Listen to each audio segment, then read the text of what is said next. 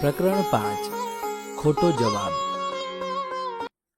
Father વાલેસનો જન્મ Spain દેશમાં થયો હતો. તેમનું નામ કાર્લોસ ગોન્ઝલેસ વાલેસ હતું. તેઓ વર્ષો સુધી અમદાવાદની સેન્ટ ઝેવિયર્સ કોલેજમાં ગણિતના અધ્યાપક રહ્યા હતા. તેમના ગુજરાતી ભાષામાં 25થી વધુ પુસ્તકો પ્રગટ થયા છે. સદાચાર, વ્યક્તિ મંગલ, કુટુંબ મંગલ, ગાંધીજી અને નવી પેઢી અને શબ્દલોક આદિ તેમના જાણીતા પુસ્તકો છે. આ એક સંવેદનશીલ, મર્મસ્પર્શી અને જીવન મૂલ્યોની ઊંડાણપૂર્વક સમજાવટ આપતો લેખ છે. આ લેખમાં લેખકે એક સામાન્ય પરીક્ષાની ઘટનાઓ દ્વારા વ્યક્તિના આત્મવિશ્વાસ, મૌલિકતા અને વિચારશક્તિ વિશે ખૂબ જ સ્પષ્ટ અને પ્રેરણાદાયક સંદેશ આપ્યો છે. લેખના માધ્યમથી કહેવું છે કે જીવનમાં સફળતા માટે માત્ર શૈક્ષણિક બુદ્ધિ નહીં, પણ આત્મવિશ્વાસ અને મક્કમતા પણ એટલા જ અગત્યના છે. છોકરા પરીક્ષાનું ઉત્તરપત્ર લખતા હતા. ગણિતનો દાખલો હતો. એણે બરાબર ગણી લીધો. જવાબ 20 આવતો હતો. લખ્યો, ફરીથી ગણી જોયો. એ જ જવાબ હતો. તોય ખાતરી કરવા બાજુમાં બેઠો હતો એ છોકરાને ધીરેથી પૂછ્યું, 100 જવાબ આવે છે? એણે કહ્યું, 25. જરા વિસ્મય થયું. 1 મિનિટ આનાકાની કરી. પછી પોતે લખ્યું હતું એ છેકીને 25 લખ્યું. પરીક્ષા પૂરી થઈ અને બધા બહાર આવ્યા ત્યારે એણે વર્ગના હોશિયાર વિદ્યાર્થીને પૂછ્યું, પેલા દાખલાનો 100 જવાબ હતો? એણે કહ્યું 20, અને ખરેખર એ જ સાચો જવાબ હતો. એ છોકરાએ પોતે ગણીને પ્રથમ જે જવાબ લખ્યો હતો એ સાચો હતો. જ્યારે ભાઈબંધના કહેવાથી છેકીને પાછળથી લખ્યો હતો અને રહેવા દીધો હતો, એ જવાબ ખોટો હતો. એટલે એ દાખલો ગયો, એના ગુણ ગયા. તે ગુણ કરતા અને પરીક્ષા કરતા બીજા એક વધારે અગત્યનો ગુણ એ છોકરાના દિલમાંથી જતો રહેતો હતો. એની ચેતવણી મળી. એ ગુણ આત્મવિશ્વાસનો ગુણ. છોકરો દાખલો ગણે, ફરીવાર ગણે, ખાતરી કરી લે, સાચો જવાબ લખે. પણ બાજુમાં બેઠેલો છોકરો અમસ્તું બીજું કહે એટલે તરત પોતાનું ચેકી નાખે અને બીજું લખે.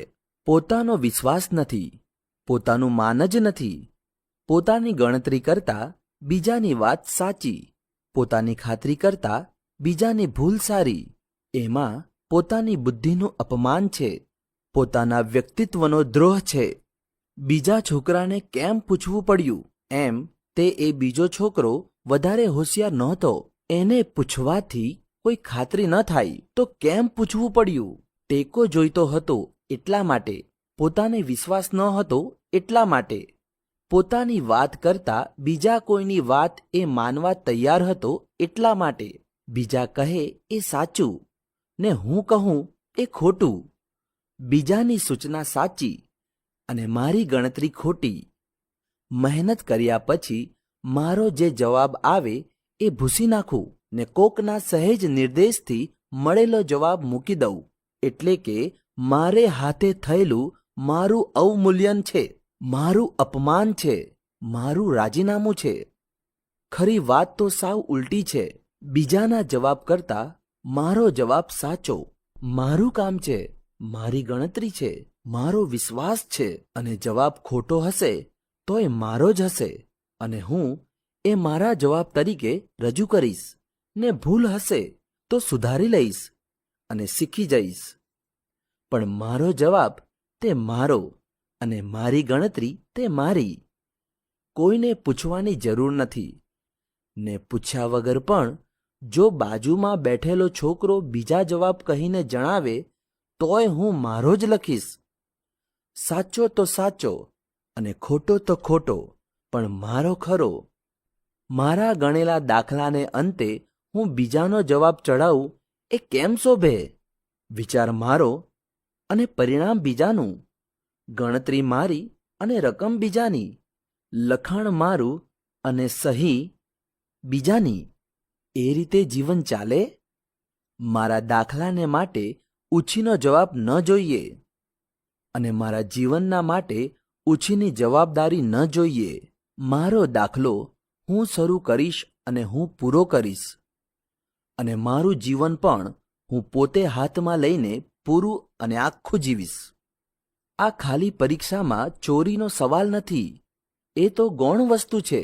ચોરી કરનારા તો આખા દાખલાની ચોરી પણ ઠંડે કલેજે કરી બેસે. એ જુદો ગુનો છે. પણ આ ચોરીનો સવાલ નથી. દાખલો આવડતો ન હતો એટલે ચોરી કરી એમ નહીં.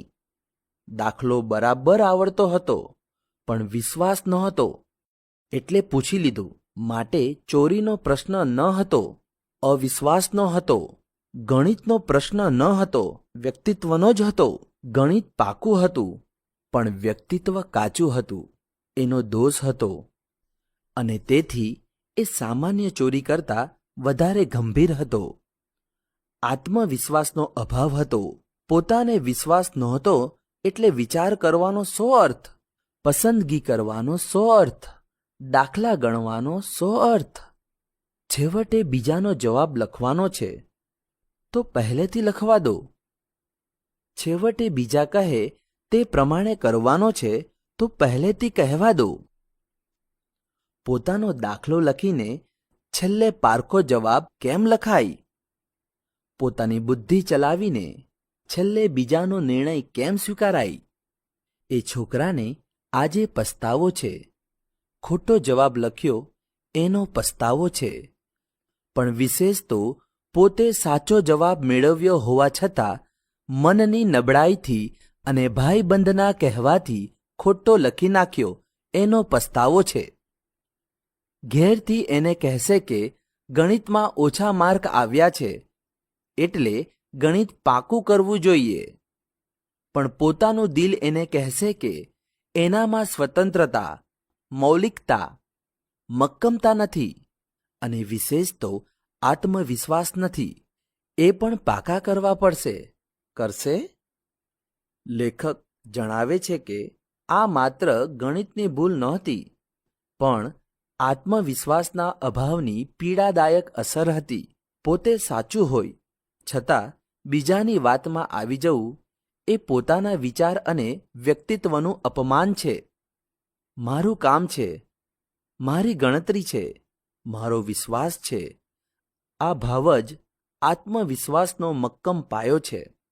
જીવનમાં શીખવા માટે ભૂલ કરવાની છૂટ છે, પણ બીજાની વાતને એંધાણ વગર સ્વીકારી લેવી એ આપણી અંદરની નબળાઈ દર્શાવે છે.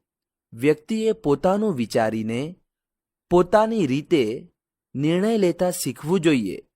એ જ સાચું શિક્ષણ છે.